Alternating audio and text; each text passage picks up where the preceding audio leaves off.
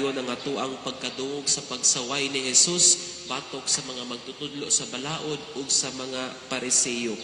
Sukad pagkagahapon ang mga pamalandong nato naghisgot sa pahinumdom nga dili magpakaaron ingnon. Paglimpyo sa sulod sa tao, aron nga automatic usab nga malimpyo ang sa gawas. Dili the other way around nga maglimpyo una sa gawas, ya pasagdaan na lang ang sulod. Nini mao ang ebanghelyo nga atong nadungog ang gisaway ni Jesus. Dili lang ang ilang kaugalingon, lakip na usab ang ilahang kagikan, ang ilahang istorya. Nasayod naman di ay sila nga sayop nganong gibuhat man nila gihapon ang sayop. Usahay mga igsuon sa akong pamalandong ang kinaiya sa tao nganong inana ang usa ka tawo tungod kay nagagikan kini siyang istorya sa kinabuhi sa iyang kahintang ug sa iyang palibot. Nahinumdum ko adunay usa ka amahan nga mibiya siya sa iyang pamilya tungod kay nakakaplag sa pagpangutana nganoy mo nung nabuhat iyang gisulti mo may binuhatan sa kong amahan. Inaani man ang amuang kahimtang sa mong pamilya. Ang akong mga igsuon ingon ani man sa gibuhat, no? Apan makita sa bitaw nato nga ang mga nagtubo nga mga anak bisan pa man nagsakit pero naningkamot sila nga maka-move on, eskwela't tarong, makatrabaho, aron nga mahapsay ang ilang pagkinabuhi bisag wala sila'y amahan. Dili sila nagpabilin bitaw niya atong may gibuhat sa mong amahan, may gibuhat sa kuang paryente, pati man ang mong pamilya, no? Mangigsuon ingon ani ang tigpakaaron ingnon. Kana bitaw dili lang niingon nga nindot ang ipakita nimo sa gawas, pati ang imuhang sulod, kana sad nga pagdawat sa unsay imuhang kinabuhi nga bati, dili na po nimo paundayunan nga inana na lang yung bati imong kinabuhi. Kung dili maningkamot nga mausab ang kinabuhi or mausab ang imuhang dagan sa imuhang kinabuhi. Ang tigpakaaron ingnon nga gisgutan sa ebanghelyo, mahitabo kini kun una dili nato ang kunon ang atong kagikan ug atong sayop, no? Sama sa giingon nga naanda naman ni namo pader sayop man, no? Kun mga tarungan kita sama sa amahan nga nag-ingon man gud ingnan nimo pamilya, gigamit na natong hinungdan ang kagikan aron tabunan ang atong kaugalingong kakuwang. Munang gibuhat sa mga Pariseo o sa mga magtutudlos balaod. Gigamit nila ang unsay nahitabo kaniadto, ipaundayunan na lang po nila ang bati nga ilahang kinaiya.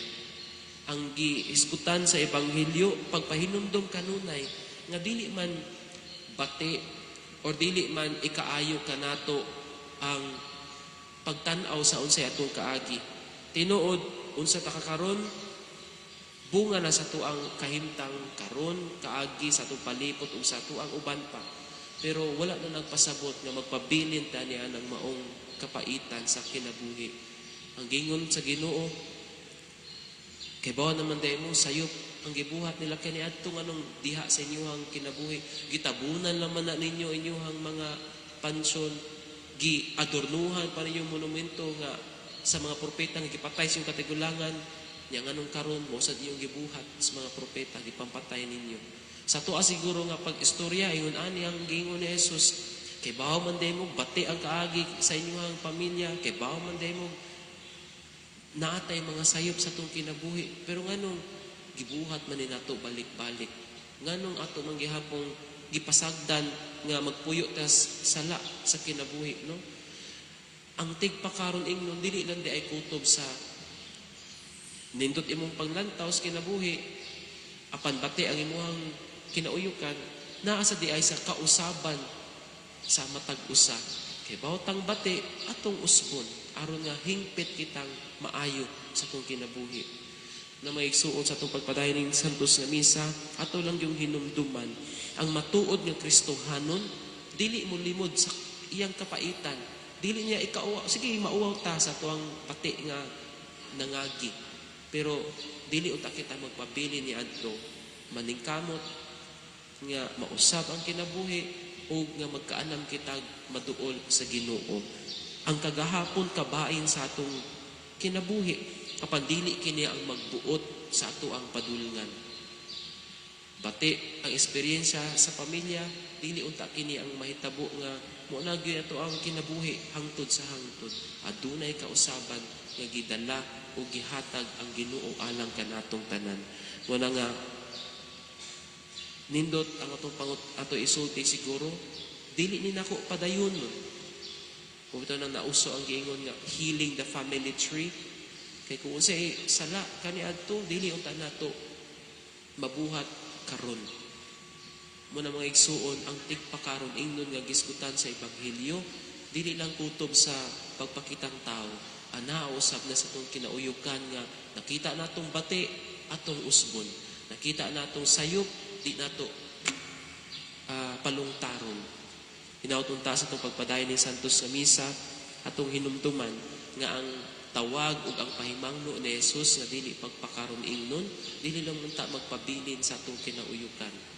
Magsugod unta dinha aron nga magawas ug aron nga mapadayag sa atong mga buhat, sa atong nahuna ug sa atong mga ipangsulti. Hinaut pa unta. Amen.